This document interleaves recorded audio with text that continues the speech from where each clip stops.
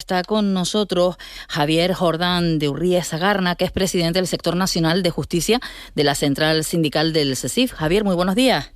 Muy buenos días. Queríamos hablar con usted porque esta semana ha salido adelante la ley trans, ya está en vigor, la ley trans y por los derechos de las personas LGTBI, que permite realizar un cambio de sexo en el registro civil, sin que sea necesario que la persona disponga, como se exige ahora, de un informe médico y psicológico. Bueno, pues eso ha motivado que muchos hayan acudido ya a los registros. ¿Cómo han sido estas primeras horas? Pues esas primeras horas han sido un tanto difíciles. Sí que tenemos un número apreciable de consultas sobre estos nuevos derechos que se reconocen en esta ley trans y algunas peticiones ya de inicio de los expedientes, pero el problema que nos hemos encontrado es que, a pesar de que esta ley se aprobó en el Congreso de los Diputados hace 15 días, el 16 de febrero, el día anterior a la entrada en vigor, que el día que se publicó la ley, en los registros civiles aún no existía ninguna instrucción por parte del Ministerio de Justicia, ningún formulario, ningún modelo, ninguna plantilla para poder tramitar estos expedientes y, por lo tanto, para que los funcionarios y funcionarias de justicia pudieran prestar el servicio público a los ciudadanos y atender las peticiones de incoación de los correspondientes expedientes. Uh-huh. La cosa es que esto es una prueba más de la improvisación, ¿no? De la improvisación, porque ayer, el día que se publicó la ley, que fue hace 2 días, a última hora de la mañana, el Ministerio, a todo correr, redactó unas pequeñas instrucciones que remitió a los registros civiles por la tarde, que se fueron recibiendo ayer por la mañana, que era el primer día que estaba en funcionamiento esta ley. Unas instrucciones que el propio Ministerio dice que no son las definitivas, porque están trabajando sobre las definitivas, y al final, pues como siempre, son los empleados públicos, que son lo mejor de la administración pública en nuestro país, los que van por delante de los políticos y por delante de su empleador, que es la administración pública, pues han tirado de ingenio, han tirado de su bagaje y de su cosecha para poder atender esas peticiones de información, y han hecho sus propios modelos, o se van haciendo sus propios modelos y sus propias plantillas para poder dar cauce a las peticiones de los ciudadanos. Uh-huh. Y una vez que se reciban esas instrucciones, si alguien dice voy a ir al registro, quiero cambiar el sexo por el que hasta ahora he estado inscrito, ¿qué tiene que hacer? ¿Cuánto tiene que esperar? Hay un trámite de 3 meses desde que se recibe la petición o se presenta la petición, que bueno, el funcionario cuando recibe una petición de cambio de sexo tiene que informar al ciudadano de las consecuencias jurídicas de esa petición, vamos, y de ese cambio de sexo. Y a partir de ahí se abre un plazo de unos 3 meses, que en la ley se definen como un periodo de reflexión. Al cabo de esos 3 meses vuelve el ciudadano a ratificar o a no ratificar esa petición y se prosigue con el procedimiento en el registro civil. Uh-huh. Javier, pero acudir la primera vez, ¿se puede ir directamente? ¿Hay que pedir cita? En los registros civiles, donde está el sistema de cita previa, probablemente haya que pedir cita previa, porque esto se trata de incoar un expediente, de tramitar un expediente. Para lo que son peticiones de certificaciones, según tengo entendido, en la mayor parte de registros civiles no hace falta pedir esa cita previa, pero para los expedientes probablemente sí. No todos los registros civiles de España tienen el sistema de cita previa, y habría que informarse primero si en el registro civil en el que se quiere formular la petición existe ese sistema de cita previa. Y en este caso, efectivamente, antes de presentar la solicitud habría que pedirle la cita previa, y una vez que se le da un día y una hora, pues personarse en el registro civil y formular la petición. Buenos días, señor Jordán. Los funcionarios informan al ciudadano que va a solicitar este trámite de las consecuencias jurídicas, lo acaba de decir usted. Uh-huh. Me gustaría que nos dijera de qué consecuencias jurídicas son las que se informan, ¿no? ¿Cuál es el contenido de esa información que se da al ciudadano? Pues son las que se contienen en la propia ley, que son las consecuencias de la rectificación de la mención registral de sexo, el cambio de nombre, que la rectificación registral permitirá a la persona ejercer todos los derechos inherentes a su nueva condición. Podrá ser que la persona que cambie del sexo masculino a femenino podrá ser beneficiaria de las medidas de acción positiva adoptadas específicamente por la ley, por la legislación vigente para las mujeres.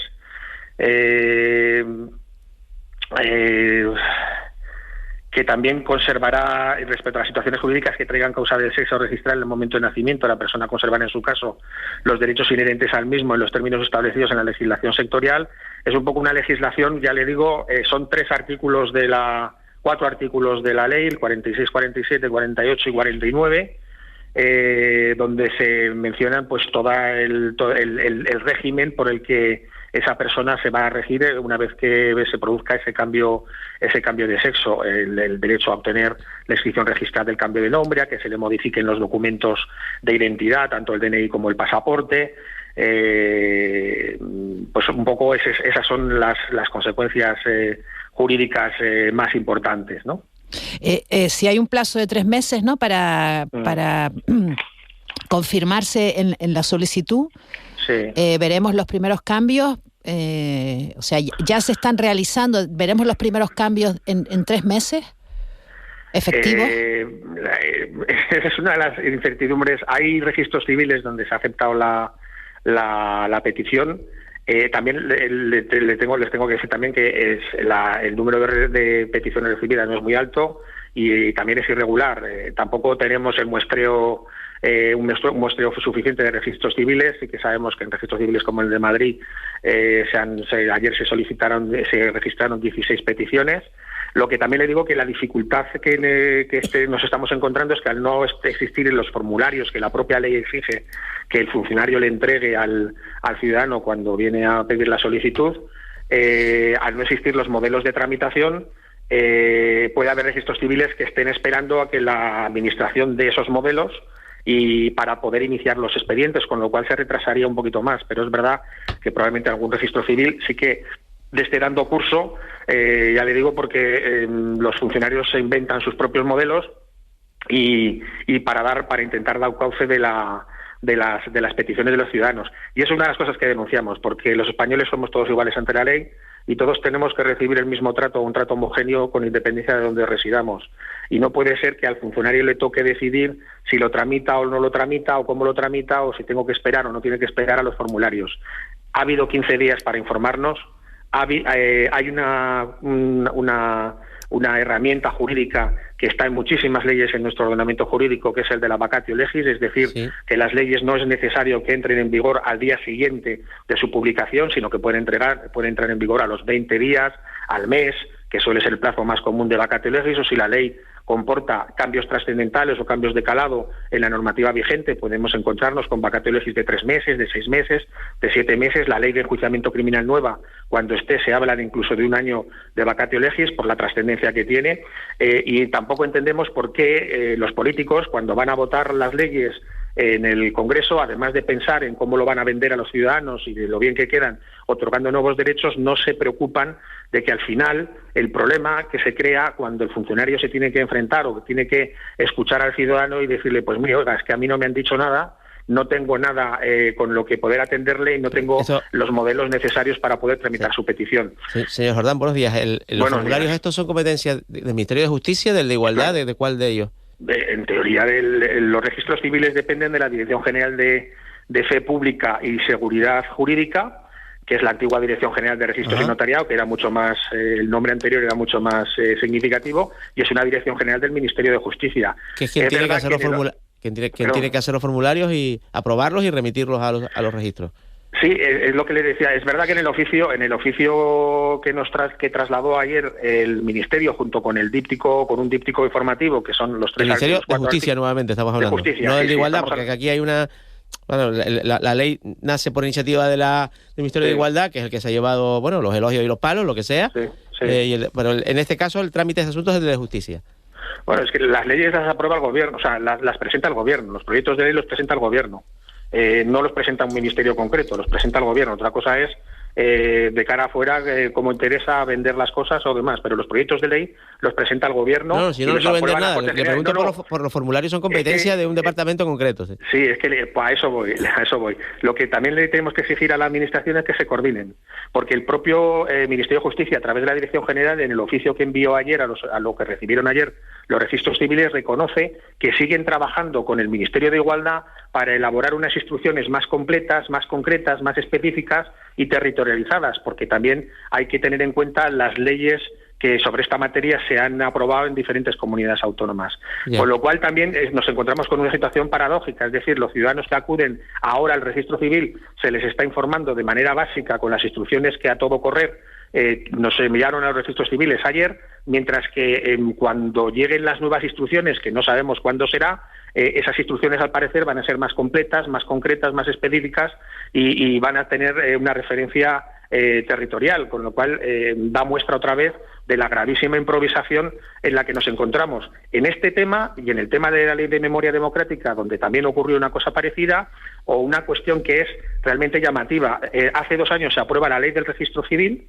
La nueva ley de registro civil, se está implantando el nuevo modelo de forma gradual sin que exista un reglamento que desarrolle esa ley de registro civil. Pero es que no es que esté negociándose o esté en preparación, no, es que no conocemos el borrador del texto a pesar de que lo hemos pedido una gran cantidad de veces. Y parte de ese reglamento es cómo funcionan los registros civiles por dentro, qué distribución de funciones y tareas hay entre los diferentes cuerpos, y después de ese reglamento vienen las relaciones de puestos de trabajo. La precariedad en la que nos movemos en este periodo de transición en los registros civiles es grande, y a eso se añade que aquí se aprueban leyes que nos parecen perfecto y nos parecen estupendo que se reconozcan derechos a los ciudadanos, pero los funcionarios públicos tenemos la obligación y responsabilidad de canalizar esas peticiones y el ejercicio de esos derechos, y nuestro empleador, la Administración Pública, el Ministerio de Justicia en primer término, y al parecer también, porque tienen que elaborar esas instrucciones con el Ministerio de Igualdad, no nos facilita el trabajo y nos dificulta el trabajo enormemente. Javier Jordán, presidente del Sector Nacional de Justicia del CESIF, muchísimas gracias por estar con nosotros. Buen día.